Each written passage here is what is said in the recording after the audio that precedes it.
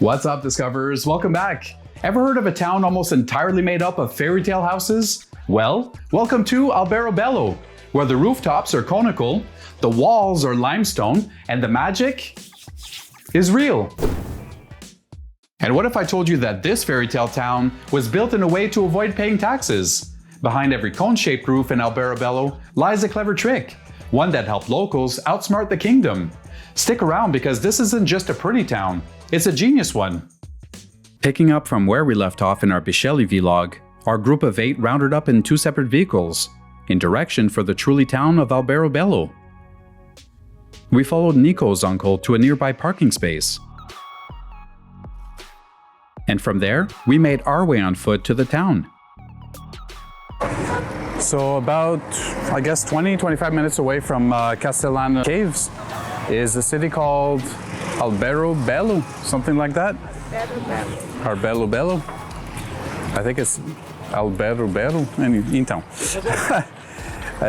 It's difficult to pronounce, but anyway, it's supposed to be a really nice place. They have this really specific type of house from the past. If you look up there, you see the kind of like pyramid, triangle tops. So it's typical of here with the rocks and everything. I think Nico was also explaining the history behind that, so I'm going to brush up a little bit on the knowledge from there and speak a little bit more about it. But we're going to go around and show a little bit about the city. Already, we parked the car, €6 for about 4 hours, I guess, something like that. And we're just going to go around. If we feel like having dinner here, we'll have dinner. And otherwise, we'll show you some sights. So it should be cool. Actually, before getting started with the historical section, we followed the group to a viewpoint.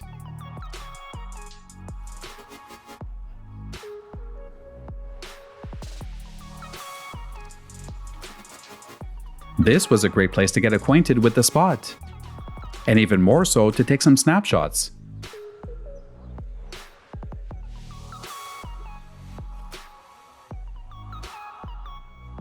We got to see a wonderful overview of the local homes.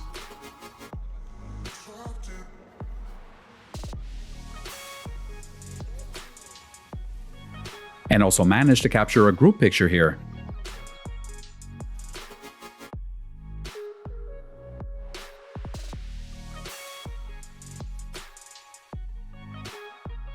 The word Trullo, singular of Trulli, comes from the Greek word for dome.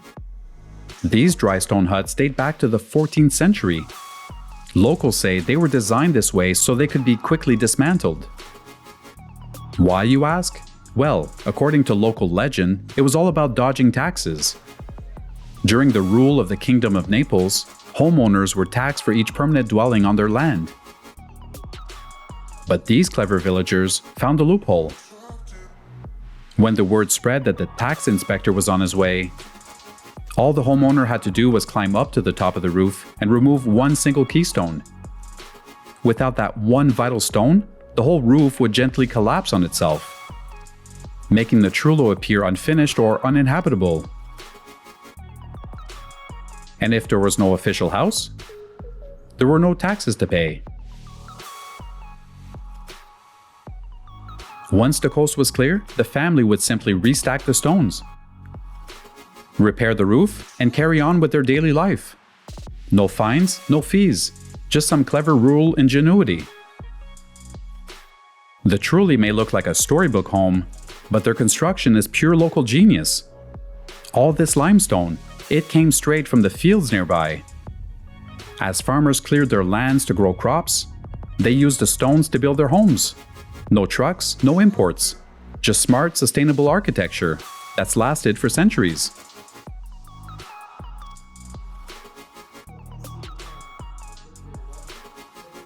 There was no rhyme or reason to discovering the town. Instead of discovering in a certain fashion, we followed the group as they brought us from one alley to another. We found the main alleyway that gave us that postcard feeling. And other hidden sections where we found ourselves away from the crowds. The Rione Monti is considered that postcard zone. This is where you'll find cafes, souvenir shops, and those iconic rooftops stacked for days. I personally enjoyed this spot for picture taking.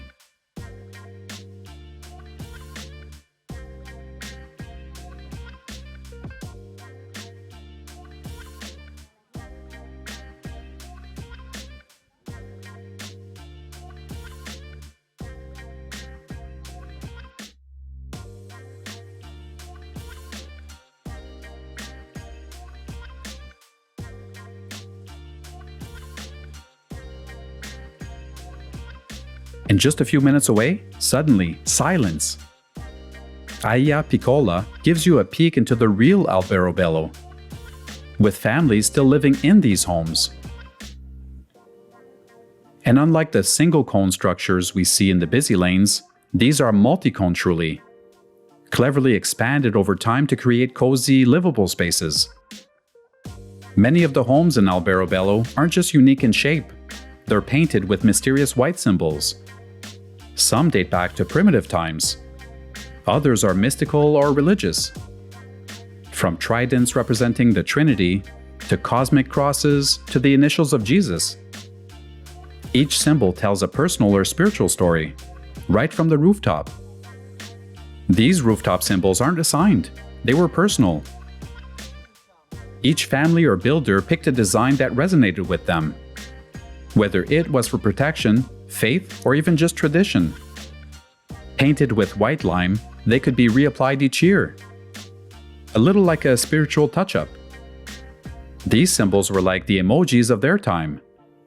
Personal expressions of belief, hope, and protection, painted proudly on the rooftops for all to see.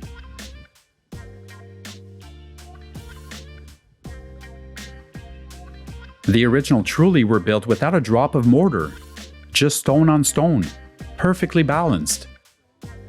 But today, with the taxman long gone, many homes have been discreetly reinforced.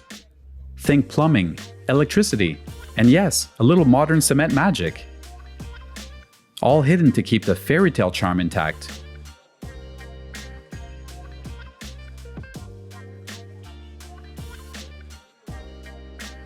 And if you're lucky, you might spot the rooftop cat of Alberobello. Set to climb the cones like she owns the town. According to locals, she kinda does.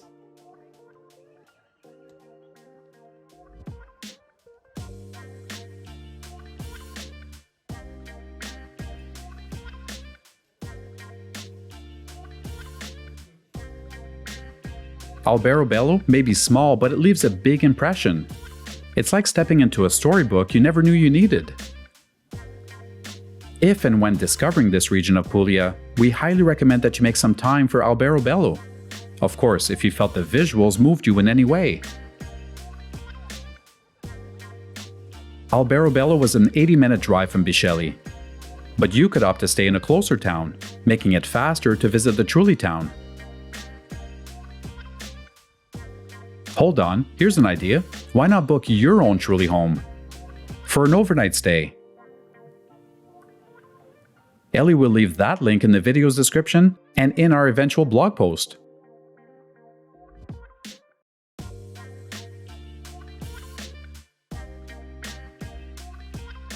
After our visit, we returned to the parking lot located on Independence Street, just outside the historical center.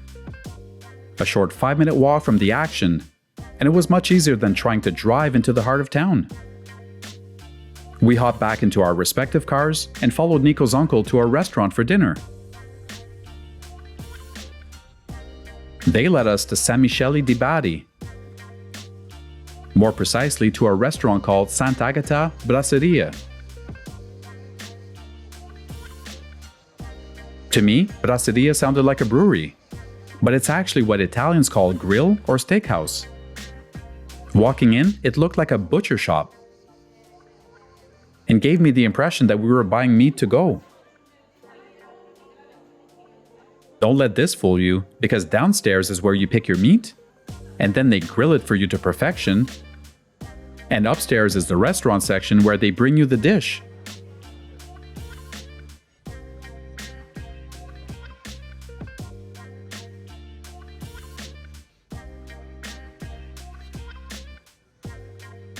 Rustic, authentic, and absolutely delicious.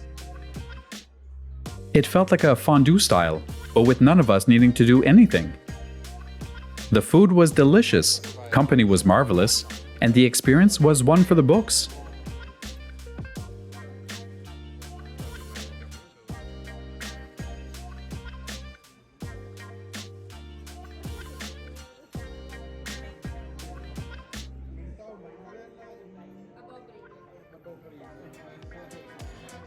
Welcome back! Thanks for joining us in this magical corner of Puglia. Don't forget to subscribe for even more off-the-beaten-path destinations in the region. Puglia is full of them. But remember, we're discovering with locals, which always adds that extra layer. Think of the Trulli, simple on the outside, full of stories within. Let us know in the comment section, have you ever seen houses like these? Next up, we're headed to Matera. You might know it as the Presepi village where Mel Gibson filmed The Passion of the Christ. Better hit that notification bell because you're not going to want to miss this. Ciao tutti!